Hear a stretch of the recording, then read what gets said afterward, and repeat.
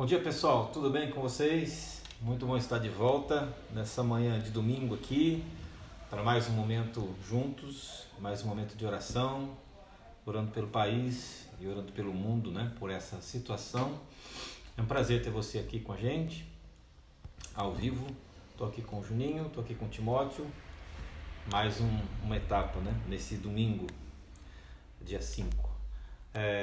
Hoje nós vamos falar, no domingo de manhã, vamos falar sobre esse tema, com esse tema, a cidade dos homens, e à noite o tema é a cidade de Deus. Então convido você a participar com a gente, interagir, colocar o que você deseja, ok? Seus comentários, vai ser muito bom essa nossa conversa, esse nosso momento aqui com Deus, e vamos orar, Nós vamos pedir a Deus que Deus tenha compaixão dessa situação no mundo todo e no nosso país também de maneira geral.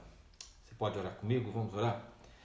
Deus querido, muito obrigado por essa situação e esse momento em que nós estamos vivendo, porque por mais difícil que seja, na verdade essas coisas todas estão sob absoluto controle e direção do Senhor para algum propósito que nesse momento nós não entendemos. Mas o Senhor que criou o universo, o Senhor que criou os céus e a terra, o Senhor que criou o ser humano, o Senhor que criou todos os seres vivos, sabe exatamente o que está acontecendo, o que irá acontecer e quais são os benefícios e quais são as coisas que colaborarão para o engrandecimento da tua causa e para o nosso próprio benefício. Nós lembramos hoje, mais uma vez, nessa manhã, tua palavra que diz para nós que todas as coisas colaboram para o bem dos que amam a Deus. E é com essa certeza que nós oramos, descansando em Ti, colocando cada um dos que estão conosco nesse instante, pedindo que o Senhor abrevie esse sofrimento no mundo, em todos os países, em nosso país, que o Senhor estenda a Tua mão, removendo, Deus, esse sofrimento, essa situação que causa tanto medo, tanta insegurança às pessoas. Pedimos por tua misericórdia, porque se o teu povo que se chama pelo teu nome orar e clamar e se arrepender dos maus caminhos, o Senhor ouvirá dos céus, perdoará os pecados e vai sarar a terra. Nós pedimos, sara a terra toda que está hoje agitada, vós se faça ouvir, para de novo trazer calmaria e trazer restauração a essa situação de coisas. Nós pedimos em nome de Jesus. Amém. Muito bem, hoje nós vamos falar nesse tema, a cidade dos homens, e à noite falando sobre a cidade de Deus. E eu queria compartilhar com você o início da civilização humana, tal como a gente conhece, que é narrado lá em Gênesis, capítulo 11, que diz assim: houve um tempo em que todos os habitantes do mundo falavam a mesma língua e usavam as mesmas palavras. Ao migrarem do leste, encontraram uma planície na terra da Babilônia, onde se estabeleceram. E começaram a dizer uns aos outros: venham, vamos fazer tijolos e endurecê-los no fogo. Naquela região era costume usar tijolos em vez de pedras, betume em vez de argamassa. Depois disseram: venham, vamos construir uma cidade com uma torre que chegue até o céu. Assim ficaremos famosos e não seremos espalhados pelo mundo. O Senhor, porém, desceu para ver a cidade e a torre que estavam construindo. Vejam, disse o Senhor, todos se uniram, falam a mesma língua. Se isto é o começo do que fazem, nada do que se propuserem a fazer daqui em diante lhes será impossível. Venham, vamos descer e confundi-los com línguas diferentes, para que não consigam mais entender uns aos outros. Assim o Senhor os espalhou pelo mundo inteiro, e eles pararam de construir a cidade. Ela recebeu o nome de Babel, pois ali o Senhor confundiu as pessoas com línguas diferentes e as espalhou por todo o mundo. Você já imaginou uma situação dessas? Um tempo na história em que todas as pessoas falavam a mesma língua?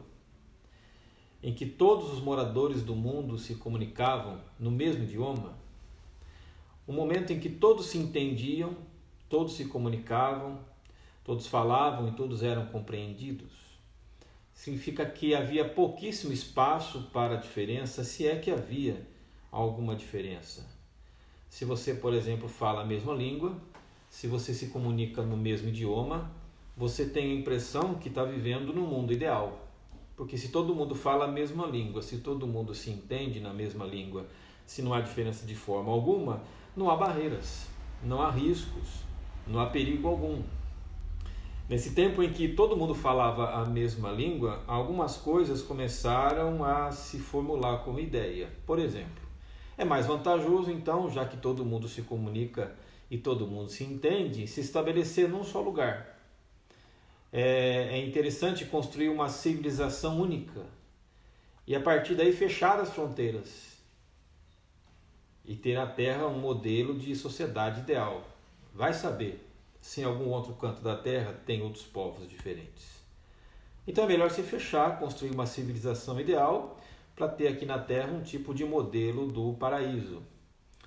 Essa geração que constrói a cidade de Babel é uma geração que está vindo de duas situações. A primeira situação é quando Deus expulsa Adão e Eva do Éden, do paraíso. Eles vão ter filhos e vão gerar outras pessoas e vão gerar outras famílias. Essa turma não viveu, claro, no jardim do Éden. E a segunda situação é quando o mundo é destruído pelo dilúvio.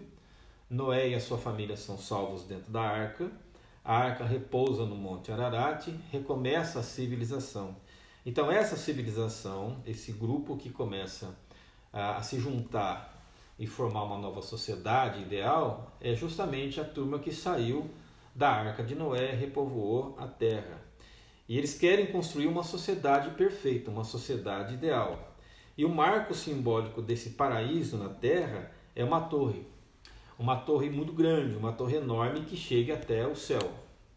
A partir daí, a ideia da torre vai se tornar simbólica, vai se tornar metafórica, né? As torres vão se tornar referência de segurança, referência de poder, referência de status, referência de opulência. Construir uma torre significa ser alguém poderoso, alguém de status, alguém de grande renome. A finalidade, então, deles era replicar aqui na Terra o paraíso, mas a intenção por trás é completamente outra. O texto aqui diz o seguinte, a fala deles: nós ficaremos famosos e não seremos espalhados pelo mundo. Preste atenção, que mundo? Se eles eram os únicos habitantes da Terra até então conhecidos. De que mundo eles estavam falando? Será que eles suspeitavam que tinha mais gente no mundo? Será que havia outras regiões da Terra que eles não conheciam, que também havia civilizações diferentes? Tinham medo de que outras pessoas fossem achadas e chegassem lá e falassem outros idiomas, e tivessem outras culturas, e tivessem outros costumes, e fossem menos esclarecidos e atrapalhassem a vida deles? Talvez o medo tenha levado essa civilização, esse grupo, a formar uma civilização fechada, baseada basicamente, principalmente no medo. E eu queria dizer para você, eu ler para você uma fala do Leônidas Donskis, nesse livro aqui, Cegueira Moral, que ele escreveu junto com o Zygmunt Bauman, onde ele estabelece quais são as razões do medo humano. Ele diz assim: existem em todas as épocas 3 razões para se ter medo. A primeira delas é a ignorância. Eu não sei o que vai acontecer em seguida. E isso mostra quanto somos vulneráveis. Infortúnios. Que tipos de infortúnios teremos? Da onde eles virão? A segunda fonte de medo é a impotência. Quando eu percebo que eu não tenho o que fazer diante dessa situação para evitar o infortúnio, para evitar a situação difícil. A terceira fonte de medo é a humilhação. É a ameaça apavorante à minha autoestima. O fato de eu perceber que eu não tenho capacidade reduz a minha ideia de que eu era todo poderoso, reduz a minha autoconfiança, revela que eu não fiz talvez tudo aquilo que eu poderia ter feito para evitar a situação, não prestei atenção aos sinais, talvez eu tenha sido alguém que não levou em conta as coisas e talvez eu tenha sido omisso. Essas três são as fontes do medo humano. Mas essa civilização, então, baseada no medo, estão querendo construir uma cidade, a cidade dos homens. E o que é que tem nessa cidade dos homens? É uma cidade sem espaço para diferentes, é uma cidade sem lugar para outras culturas, outras línguas, é uma cidade tipo condomínio, onde só gente igual a mim tem direito de viver comigo. Então Deus olha aquilo lá de cima do céu e pela primeira vez ele disse: isso não é bom. Depois de ter dito que a solidão de Adão não era boa. O que Deus faz? Ele desce e confunde a língua de todos eles. A partir daí ninguém mais se entende. Ninguém mais fala a mesma língua. E se ninguém mais se entende e se ninguém fala a mesma língua, não tem razão de morar em Babel. A civilização Babel fracassou. E eles são espalhados por todo o mundo. E essa é uma amostra da cidade dos homens, a que nós vivemos hoje. O mundo, tal como a gente conhece hoje, é uma civilização marcada por alguns sintomas iguais aos sintomas de Babel. E a pergunta é: por que Babel não deu certo? Por que o nosso mundo hoje também não está dando certo diante dessas situações que a gente experimenta agora? Eu acho que há 3 motivos. O primeiro motivo é o medo do diferente de mim. Diz aqui o texto que quando eles migram do leste, eles encontram uma planície na terra da Babilônia, onde se estabelecem. Então eu disse para você que essa civilização, ela é herdeira, ela provém de 2 momentos. Ela provém do Éden, dos filhos de Adão e Eva, que foram expulsos do Éden, porque o Éden não era mais o lugar ideal para eles, porque eles falharam como seres humanos, não havia como imperfeitos morarem na perfeição. Eles são também pessoas que vieram do dilúvio, netos de Noé, herdeiros dessa civilização dentro da arca. Então, passados esses 2 momentos, passados esses 2 lugares, eles estão repovoando o mundo. Então, imagine que o Éden e a arca eram um lugar seguro contra o mundo de fora. O Éden e a arca eram o mesmo símbolo, era um útero, aquele útero quentinho da mãe, onde você sente paz, onde não existe ameaça alguma, onde você não conhece o mundo, onde você não conhece perigo, onde você é suprido, alimentado, aquecido. Mas qual era a ordem de Deus? Sair do útero. A ordem de Deus era preciso se espalhar pela terra, porque é isso que ele disse para Adão e Eva: cresçam, multipliquem-se e encham a terra. Então, quando essas pessoas constroem uma civilização tipo condomínio, elas criam na cabeça delas um ideal que não é saudável.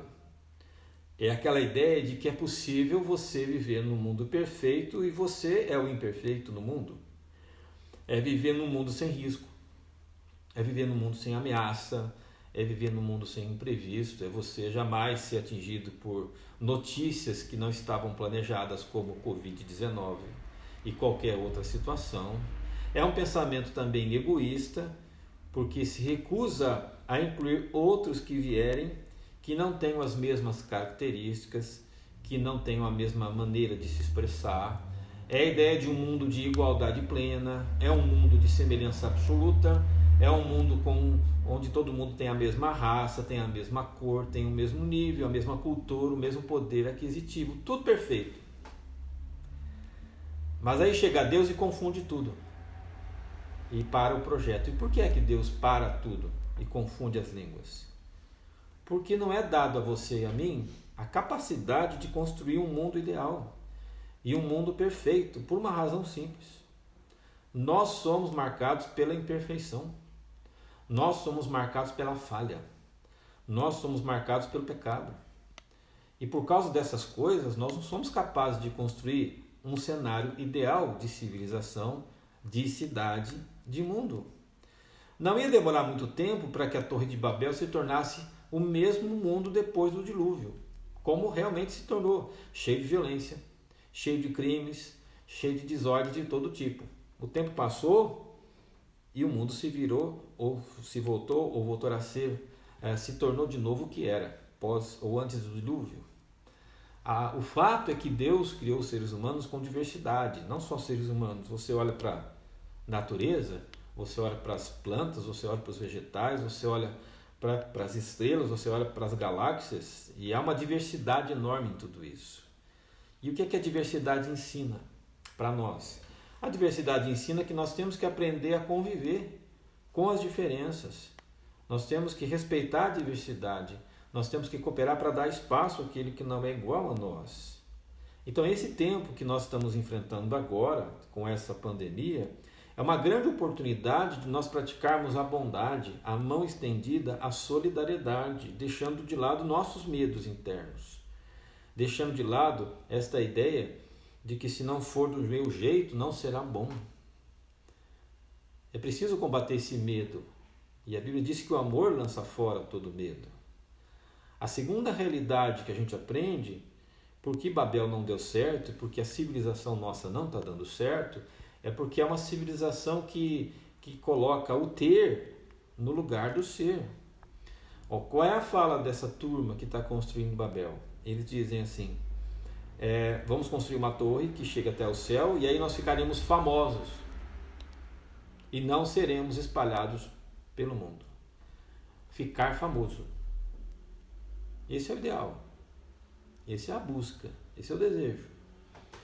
O sociólogo francês Alain de Botton, ele tem um livro chamado Desejo de Status. No livro ele fala da busca universal que todo ser humano tem em ser amado. Só que há um problema. O ser humano confunde ser amado com busca de reconhecimento público. Amado com busca de afirmação da parte dos outros. Ser amado com o conjunto de coisas que eu compro, que eu adquiro, para que outros olhem para mim e me amem.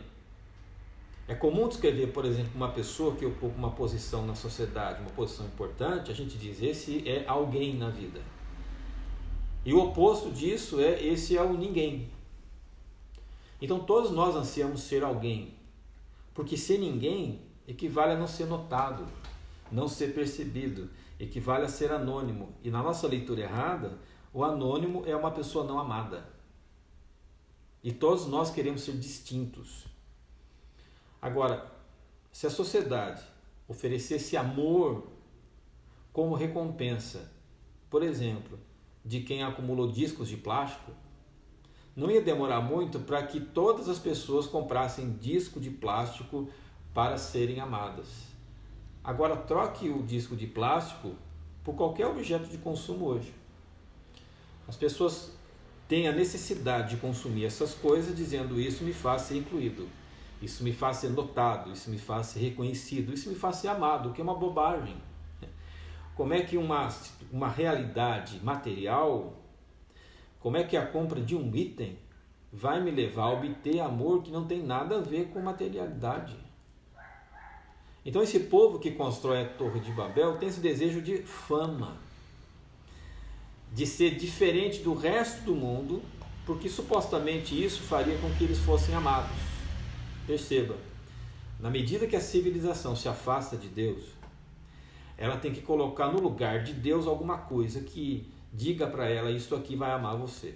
Então, esse tênis vai amar você, esse carro vai amar você, esse relógio vai amar você, esse iPhone vai amar você. Porque se tira o lugar de Deus, que o único que pode nos amar, nós colocamos objetos e dizemos, esse objeto vai me amar. Aí então, e desde então, nós começamos a vincular amor com ter, amor com posses, amor com dinheiro, amor com selfies, amor com o número de visualizações no meu Instagram. Então é claro que essa civilização iria fracassar, e é claro que a nossa está fracassando. E Babel parou na finalização da torre. A sociedade hoje é uma nova Babel. É a mesma tentativa insana de ser amada por aquilo que vai acumulando. Por isso, quando chega um desastre planetário como o nosso, como agora o Covid-19, Isso aí é Deus descendo e parando o projeto. É Deus descendo e parando para mostrar que nós estamos indo na direção errada, que nós estamos buscando amor em fonte errada, que nós vamos colher mais sofrimento do que alegria quando acreditamos que as coisas vão nos amar. É uma parada do céu que está tentando mostrar para mim e para você que amor não tem nada a ver com o nosso título, amor não tem nada a ver com conta bancária, amor não tem nada a ver com o passaporte carimbado de onde eu já fui para a Europa. Amor não tem nada a ver com o meu condomínio fechado. Amor não tem nada a ver com o meu carro de luxo. Amor não tem nada a ver com o modelo do meu celular. Amor não tem nada a ver com aquilo que eu me tornei na vida, ou quero me tornar. A verdade é que Deus nos ama antes de nós nascermos. A Bíblia está cheia de relatos de que Deus nos ama antes de nós nascermos. E se Ele nos ama antes de nós nascermos, significa que Ele nos ama antes de termos qualquer coisa. E antes de nos tornarmos qualquer coisa. E depois de nascidos, a única coisa que a gente tinha era uma fralda. Que os nossos pais punham em nós. Nem nós tínhamos comprado a fralda. E os nossos pais nos amavam. Mas não é por causa da fralda. Eles nos amavam porque eles nos geraram. E Deus nos ama porque Ele nos gerou. Porque Ele nos criou. E só por isso. Nós somos amados simplesmente porque nós somos nós. Sem acréscimo nenhum. Então uma pergunta que a gente tem que fazer é: quem é que me conseguiu convencer de que para eu ser amado, eu tenho que carregar um caminhão de coisas e conquistas? Como é que o diabo conseguiu me convencer de que o meu valor é apenas simplesmente por ser filho e filha de Deus, mas não, o meu valor é por conta de tudo aquilo que eu possa comprar? Até quando eu vou viver de forma estressada, prejudicando a minha saúde, só para aumentar um dígito na minha renda no final do mês? A terceira razão por que Babel não deu certo, e Deus está mostrando que a nossa civilização não está dando certo, é que nós vivemos para acumular, não para compartilhar. O texto diz assim: ali o Senhor confundiu as pessoas com línguas diferentes e as espalhou pelo mundo. Há quem diga que Babel é o modelo da civilização humana imperfeita. E Atos, no dia do Pentecostes, é o modelo de civilização restaurada. Só fazer uma comparação. Lá em Atos, no dia do Pentecostes, gente do mundo inteiro estava reunida. E os discípulos começam a falar em outras línguas. Mas não eram línguas dos anjos, não eram línguas celestiais inéditas, eram línguas de todas as nações que estavam lá presentes. Eram línguas de partos, de medos, elamitas, habitantes da Mesopotâmia, Judéia, Capadócia, Ásia, Frígia, Panfilha, Egito, Líbia, Roma, Arábia, Creta. Todas as pessoas de todas as partes do mundo estavam lá. Gente que não entendia outros idiomas. Agora houve 12 homens falando uma mensagem de Deus na sua língua nativa, a milhares de quilômetros da sua casa, no mesmo lugar, ao mesmo tempo. Qual é o ponto aqui? O ponto aqui é o seguinte: quando a gente fala, nem sempre a gente se entende. Mas quando Deus fala, todo mundo compreende. Quando Deus fala, não importa o idioma que a pessoa tenha, ela vai entender. E é uma multidão de pessoas de diferentes raças, povos, diferentes origens, diferentes credos, diferentes pensamentos. Naquele instante, Deus faz um só povo que nele crê e se volta para ele de todo o coração. Então, eu perguntaria para você: qual é o cimento que realmente liga pessoas e povos? Qual é a coisa que realmente pode unir as pessoas e acabar com todas as diferenças entre elas? O que é que pode causar a união de povos? O que é que pode, de fato, criar uma civilização muito boa, segundo Deus?